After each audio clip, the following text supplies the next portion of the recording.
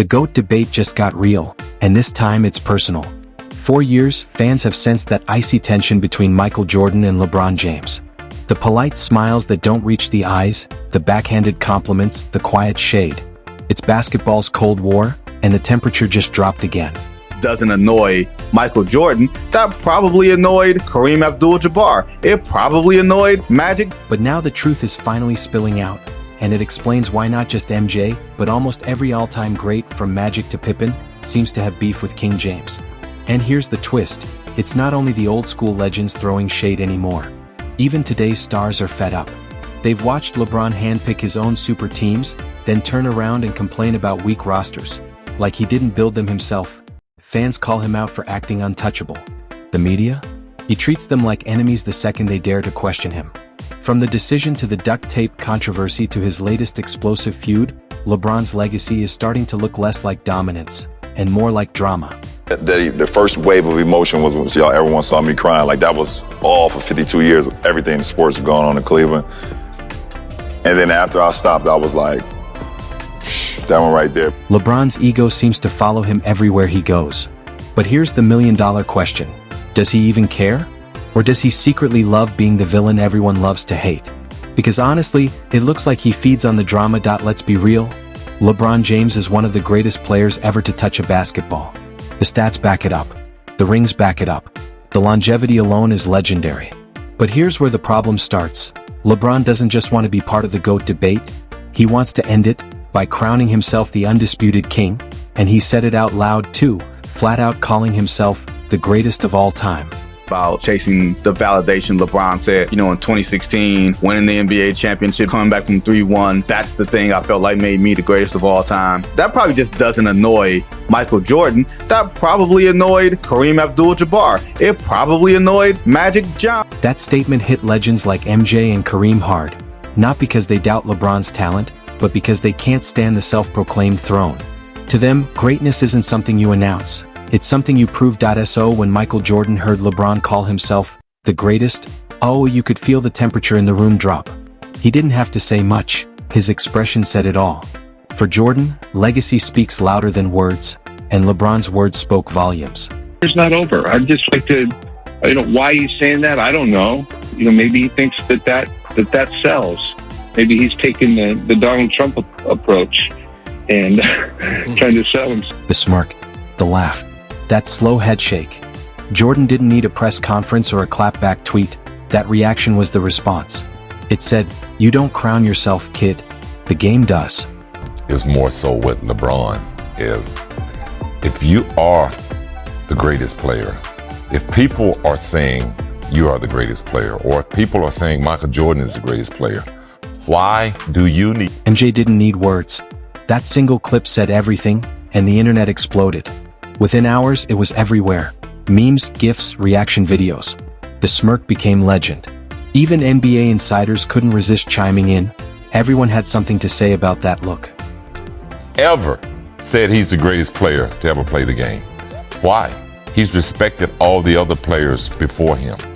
So for LeBron to say that, he's sort of pulling... Reporter Vincent Goodwill jumped into the mix, and even former Celtics GM Danny Ainge couldn't resist weighing in on live radio, tossing a little shade of his own right back at LeBron. You could feel the tension building. The GOAT debate wasn't just back, it was about to erupt like never before. Rex, Wilt Chamberlain, Jerry West, all the guys that prior to me, I never had a chance to play against. What everybody's saying I am, I never had the chance to compete against other legends that was... Even though Scottie Pippen and Michael Jordan have had their share of differences, Pippen didn't hesitate to speak up when LeBron dropped his bold, "I'm the GOAT" claim. And just when it felt like the debate couldn't get any hotter, Scottie lit the fuse that he dropped a nuclear take that sent shockwaves through the basketball world. A statement that peeled back the curtain on who Michael Jordan really was, not just as a player but as a man. One word summed it up: loyal. Passed Larry Bird and got into the top 5 when he won his final championship, his only championship in Cleveland. In my mind, he still has a way to go clearly to pass Michael Jordan, Bill Russell, 11 championships, 13 years, Kareem Abdul-Jabbar, The captain. and my heart just won't let him. Driven, relentless, but never one to crown himself before earning it. Now, let's hear it straight from the GOAT himself. six-time NBA champion, Finals MVP, and basketball's ultimate icon. When Michael Jordan was asked point-blank if he was the greatest to ever play the game, his answer was priceless. No bragging. No, I'm the best speech. Just that calm, classic MJ humility we all know. That moment captured what separates him from the rest. Jordan's confidence was built on performance, not proclamations. And just as the debate hit its boiling point, Jalen Rose, former NBA star turned razor-sharp analyst, stepped in with one of the most balanced takes yet. With surgical precision, he broke down the real differences between eras, styles, and paths to greatness. He said something that hit home for millions of fans. This debate was never just about stats or rings, it's about context. That's why so many NBA legends were still rubbed the wrong way by LeBron's self-crowning moment. But let's be honest, LeBron's resume is insane. 4 championships with 3 different franchises, 4 MVPs, the all-time scoring record, the first player to ever hit 40,000 career points. Those numbers scream greatness. Still, the backlash began the moment he called himself the GOAT, back when he had only 1 ring to his name. If you don't know him personally, he's one of the most ruthless competitors there is. And till I'm done, and he doesn't have to look at me run up and down wearing the number 23, and every time my name is mentioned with his, he's like, I don't know. Meanwhile, Jordan had 6. Kobe and Magic each had 5. These were players who built dynasties long before anyone dared call them kings. So when LeBron declared himself the greatest that early, it didn't sound like confidence. It sounded like disrespect to the legends who paved the way. And here's the detail that still rubs people the wrong way. LeBron gave himself the nickname King James back in high school, before he ever played a single NBA game. Most legends earned their titles after they proved themselves. Michael didn't name himself Air Jordan.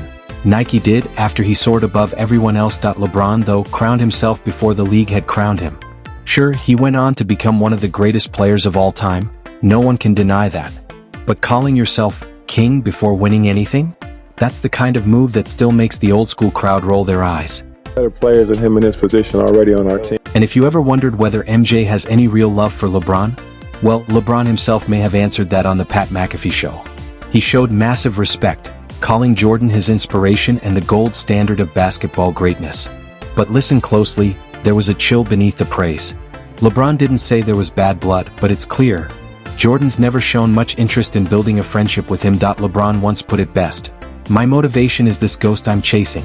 The ghost played in Chicago. That one line says everything. He spent his entire career chasing the impossible, not just Jordan's 6 rings but his legacy. Because here's the hard truth, matching MJ's championships would only be half the battle. The real test is surpassing his myth. Jordan's influence wasn't just about basketball, it was cultural, generational, global. Even if LeBron somehow wins 2 more titles and ties the record, he may never reach that once-in-a-lifetime level of icon status. Michael Jordan's rise wasn't only about talent, it was about timing. He became the face of basketball right as the NBA exploded onto the world stage in the 1990s. The sport went global, and MJ became its symbol. LeBron's story, though, is different. He's built one of the biggest fan bases in sports history, and one of the biggest hate clubs to match. Wants to know, LeBron, what's your decision? In this fall, man, it's very tough. In this fall, I'm going to take my talents to South Beach and join the Miami. In fact, LeBron James has often been labeled the most hated player in the NBA. Even as he climbed to superstardom, the backlash was never far behind, fueled by how quickly he crowned himself before fully earning that throne. His talent? Undeniable. But for many players, it wasn't the skill that rubbed them the wrong way, it was the self-proclaimed greatness. Just ask Carlos Boozer.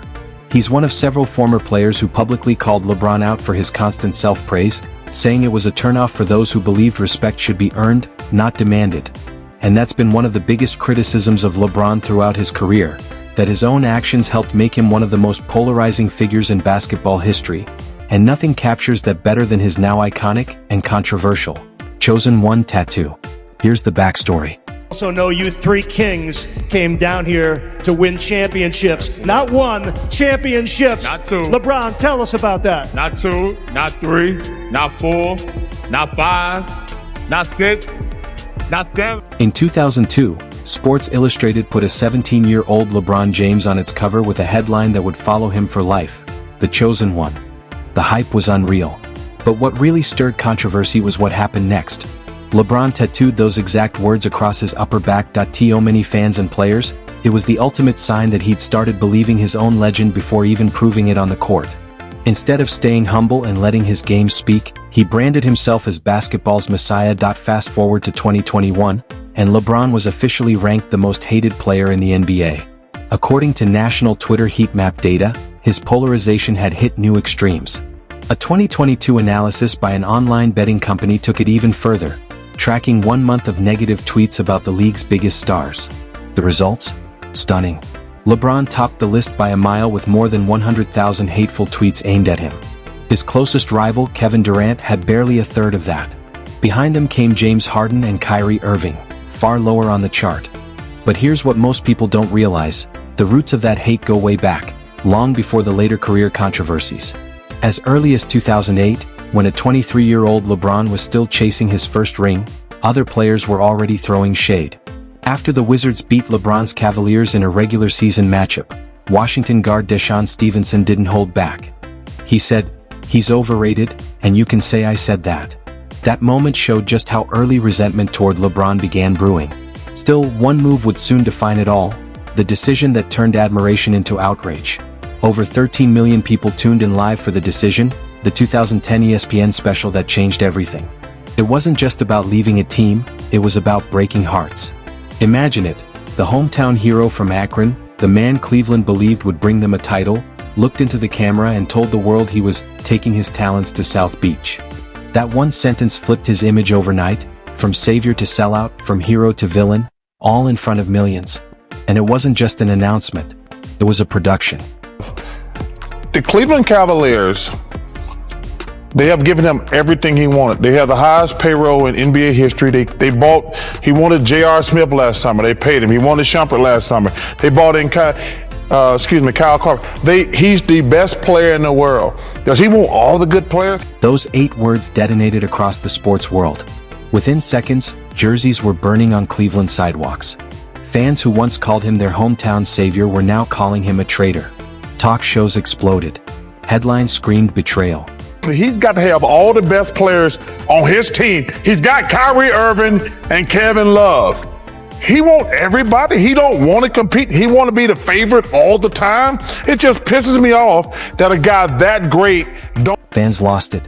Cleveland felt betrayed, like their hometown hero had turned his back on them live on national TV. People burned his jerseys in the streets. Cavs owner Dan Gilbert fired off a furious open letter, calling LeBron's move a cowardly betrayal. Even casual fans said the whole thing felt way too self-centered, like LeBron was putting himself above the game before he'd even won a title.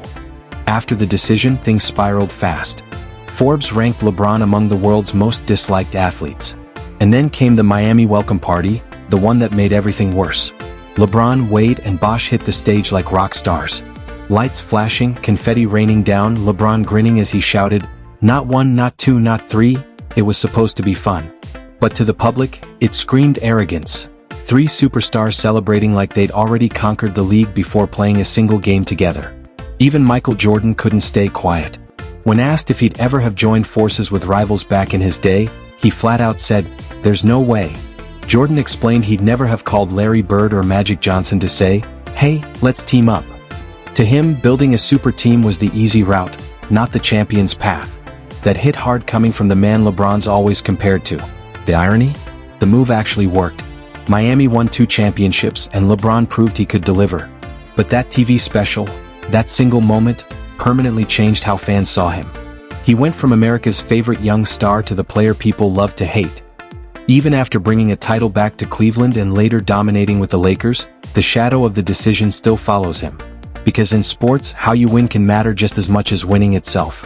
And for millions of fans, that flashy ESPN special still symbolizes the moment LeBron crowned himself bigger than the game. But that wasn't the only moment that cemented his unlikable image. There's another story his haters never let die: the infamous Jordan Crawford dunk incident in 2009.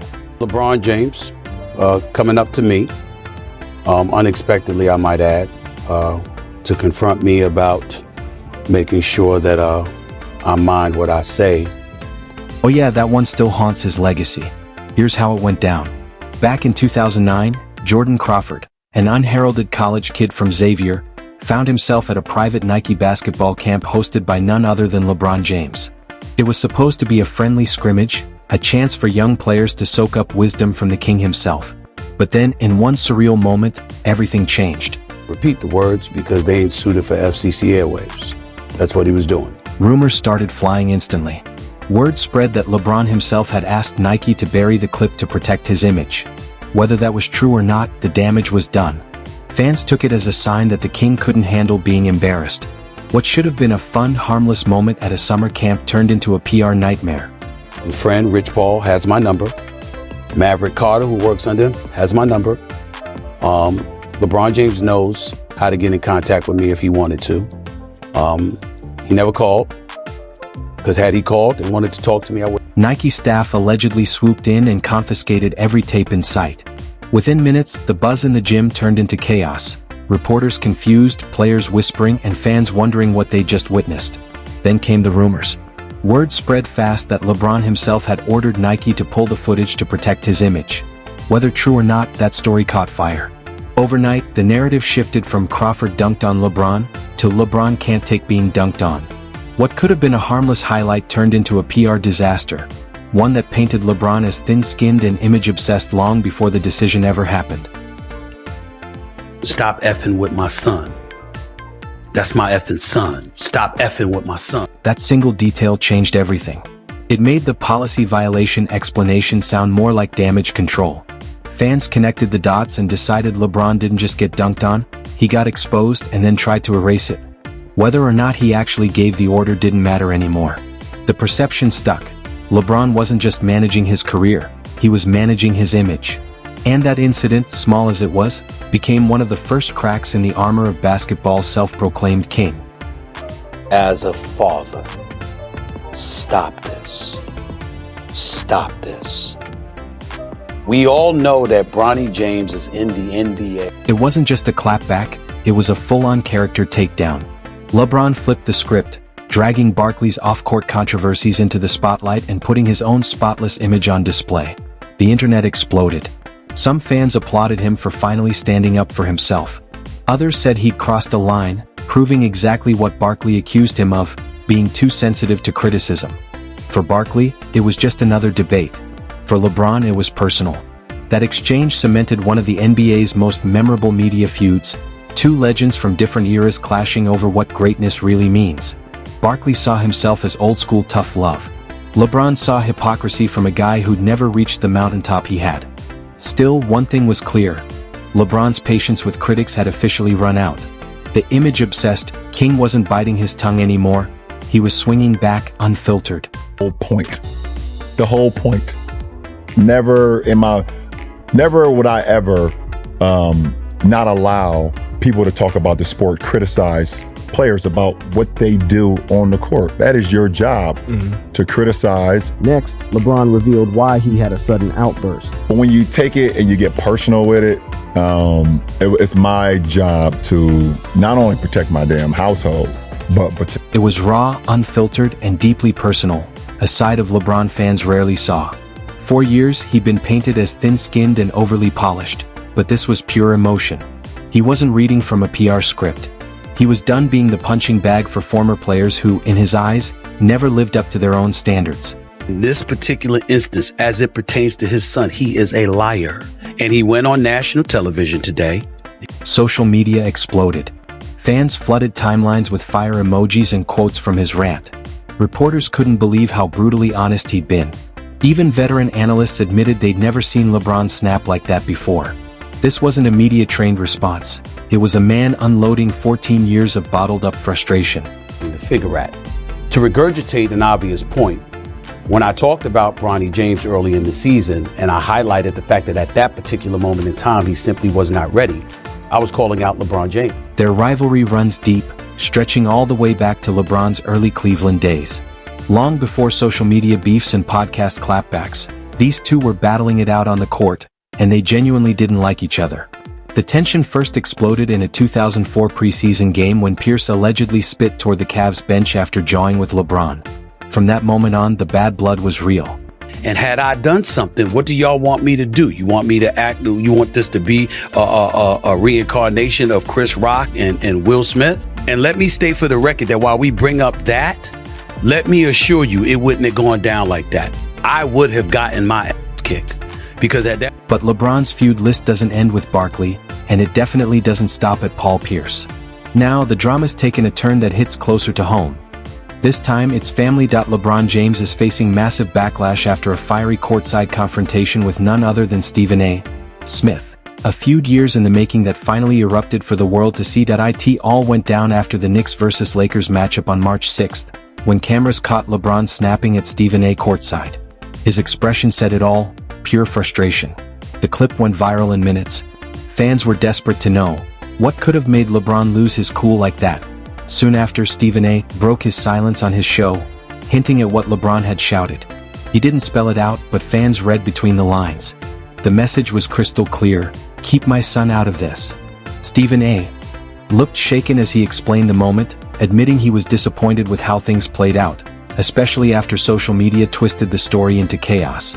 So, he went online to set the record straight. And here's what really went down. For weeks, Stephen A. had been going after Bronny James, LeBron's eldest son, now a rookie with the Lakers. On his show, Stephen started off positive, praising the father-son moment on opening night.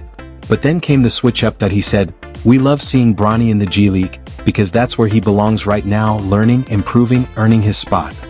Then he doubled down, pointing out Bronny's college stats at USC, 4.8 points, 2.8 rebounds, 25 games, 6 starts, and claimed that without the James name, Bronny probably wouldn't be in the NBA at all. That's the line that sent LeBron over the edge. To a protective father who's always preached hard work and earned success.